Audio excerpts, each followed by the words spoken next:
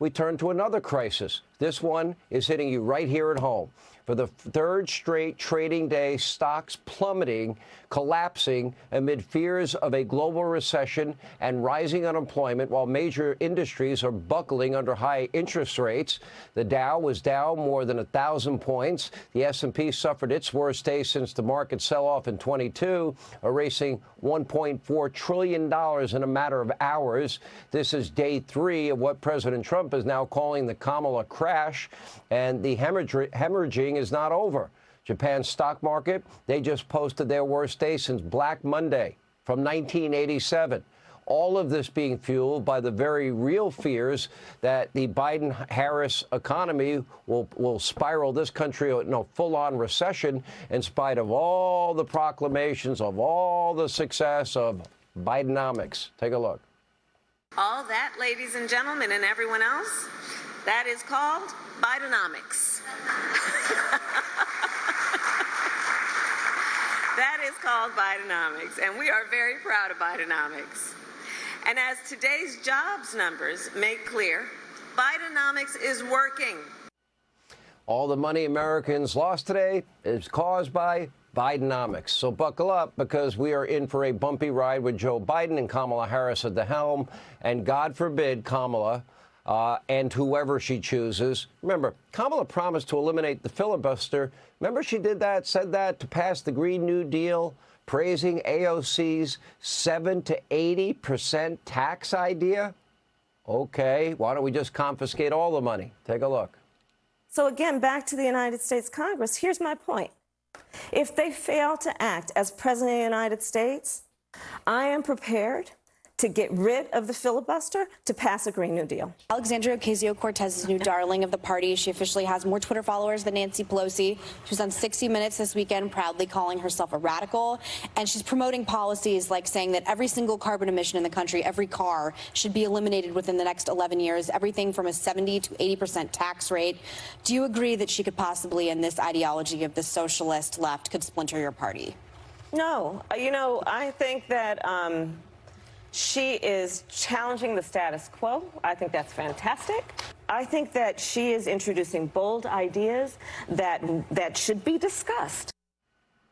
Green New Deal is fantastic. We need to discuss it. Remember, everything is going to be free under the Green New Deal. Free government housing for all, free child care, free government health care, free food, free college, a guaranteed government job, government assistance from cradle to grave at over $90 trillion, which is 15 times more than the entire yearly federal budget. But they don't live within that anyway. Now, of course, an income tax hike, that's not going to cover it. Remember, she in 2019, in her own words, promised to raise taxes on corporations and individuals and the death tax on the evil rich, too. Take a look. So these are some of the ways, but we've got to increase the corporate tax rate. We also have to increase taxes for the top 1%. And that part of that is going to be about repealing that tax bill that they just passed. And also looking at estate taxes are going to have to go up for the richest Americans. It was only 6 days ago, only 2 days before this market crash began, that Biden was out there bragging that he and Kamala Harris, they'd cured the economy. We just didn't know it. And then it crashed. Take a look.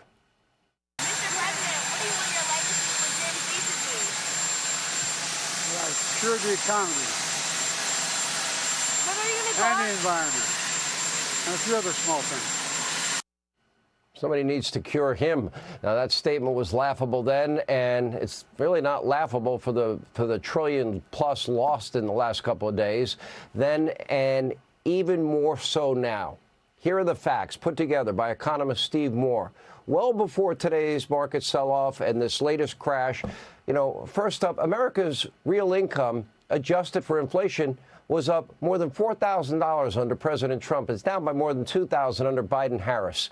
Now, next, until recently, job growth has been relatively strong in the U.S., but those were COVID jobs coming back, and the other jobs were created by the government, paid for by one of the Biden-Harris administration's massive spending bills that caused inflation in the first place. And speaking of inflation, you can see it right here. Take a look at your screen. That inflation was almost non-existent during Donald Trump's 4 years. When he left office, 1.4%. Under Biden and Harris, a much different story, with prices now up by more than 20+% overall. This is a nightmare for all of you, every American family. Look at your screen. Auto insurance up 51%, gas up 40+%, eating out up 22% if you can afford it, airfare up 22%, housing up 21%, meat, I love meat, 21%, used cars up 18%, new cars 17%. Daycare, preschool, up 16%.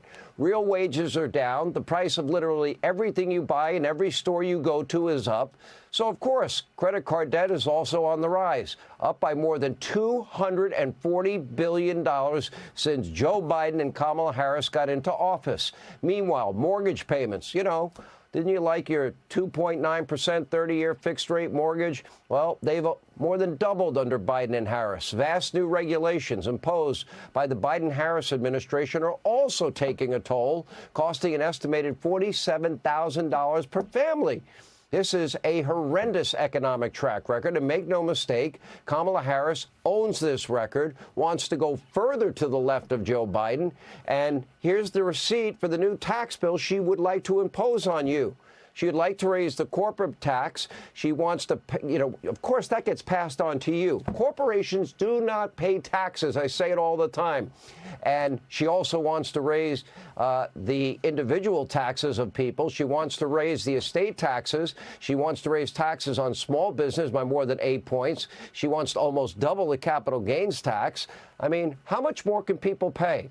And she, by the way, apparently even supports a crazy tax on what they call unrealized gains. In other words, if you own a stock or property that you may own and it goes up on paper, or your 401k goes up on paper, she wants you to fork over 40% of what the paper gain is.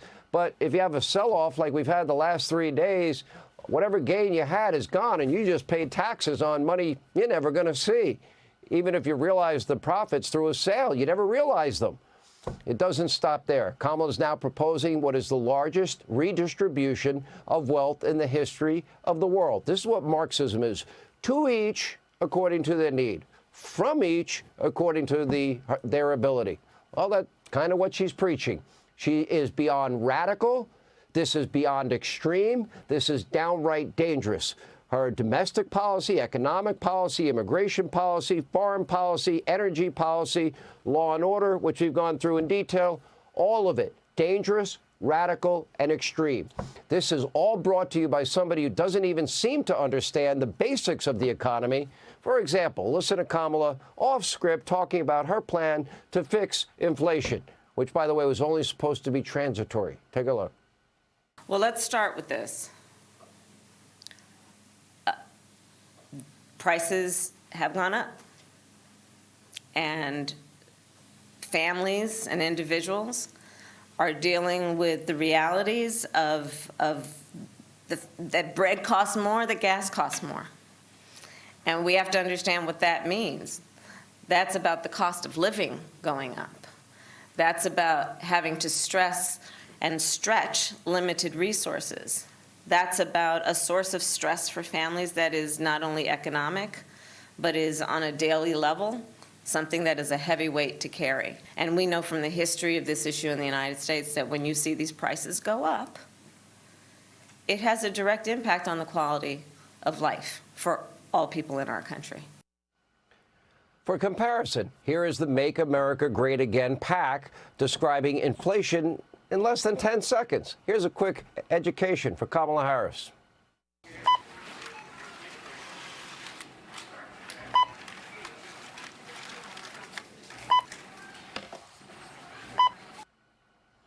I prefer to do self-checkout because I speed through the grocery store.